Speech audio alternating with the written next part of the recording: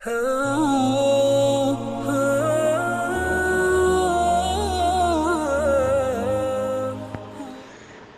للہ وکفى وسلام علی عباده الذین اصطفى اما بعد۔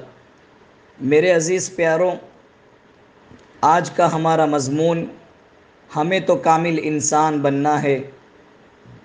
ولی کامل اور بزرگان دین کی فہرست میں تو اللہ خود کھڑا کرے گا۔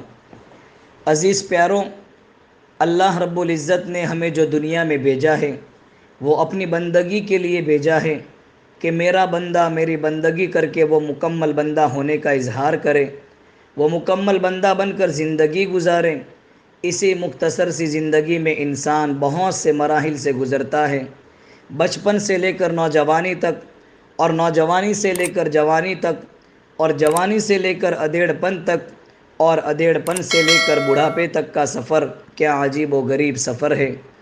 اس بنا پر کہ کچھ تو بچپن ہی میں دنیا کو الوداع کہہ دیتے ہیں، اور کچھ تو جوانی میں، اور کوئی تو بڑھاپے میں انتقال کر جاتا ہے۔ بہرحال میرے عزیز پیاروں، ہم اپنی اپنی زندگی پر نظر ڈالیں تو پتہ چلے گا کہ ہماری زندگی کس راہ پر گزر رہی ہے۔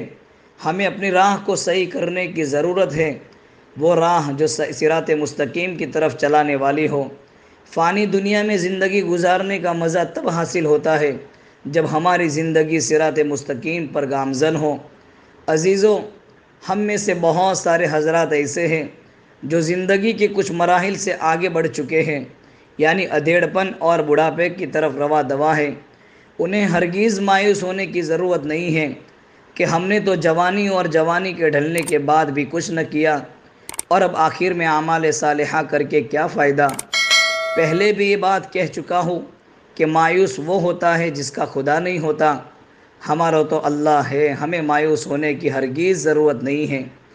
جس اللہ نے ہمیں بچپن سے لے کر جوانی اور جوانی سے لے کر ادھیڑ پن تک پہنچایا ہے، اگرچہ ہم کمزور ایمان کے ساتھ زندگی گزاری ہے، اگرچہ ہماری زندگی کے بہت سے سال اللہ کی نافرمانی میں گزرے ہیں، پر جب انسان سچی پکی توبہ کر کے اپنی ایمان کی فکر کرتا ہے تو اللہ رب العزت رفتہ رفتہ اس کی جسمانی روحانی غلطیوں کو معاف کر دیتا ہے، یہاں تک کہ کچھ مدت گزر جانے کے بعد وہ کامل انسان بن جاتا ہے، اور پھر اللہ اسے اپنے محبوب نیک بندوں اور دوستوں کی صف میں کھڑا کر دیتا ہے۔ اس لیے ہم لوگ دل و دماغ میں یہ بات بٹھا لیں کہ ہم زندگی کے جن مراحل سے گزر رہے ہیں، یعنی جوانی اور بڑھاپے کے دور سے، اسی مرحلے میں ہم اللہ کو راضی کرنے والے کام کریں کہ نہ معلوم کب اللہ کا بلاوا آ جائے اور ہم اس دنیا سے رخصت ہو جائے، کچھ پتہ نہیں۔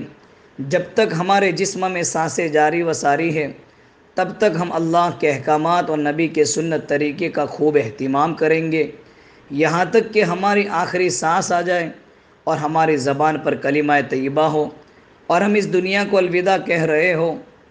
اللہ پاک ہم تمام کو کامل انسان بنائیں اور کامل ایمان کے ساتھ زندگی گزارنے کی توفیق عطا فرمائیں۔ اللہ پاک ہم تمام کو ان کہی ہوئی باتوں پر عمل کرنے کی توفیق عطا فرمائیں۔ آمین۔